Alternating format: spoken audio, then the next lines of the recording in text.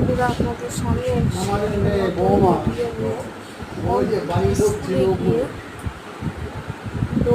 ও আসছিল আর একটা বাচ্চা দড়ি এসে ওর হাঁটুতে ব্যথা খেয়ে ওর নাকটা ওর মাথার পরে অঙ্কিতের নাক ফেটে গেছে।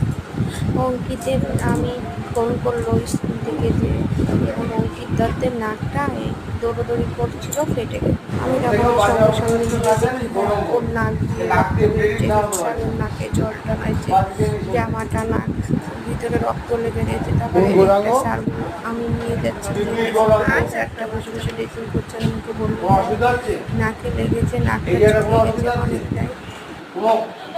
আমি ড্রেসিং করে দিতে পারি ওকে, দেখাবেন আনিকা এনে খাওয়াবে। আমি বললাম না না ঠিক আছে, আমি ওকে নিয়ে গিয়ে এখন কেউ স্কুল করবে, আছে হ্যাঁ স্কুল করবে। আমাকে আবার ডাকলে দেখেন ওর নাক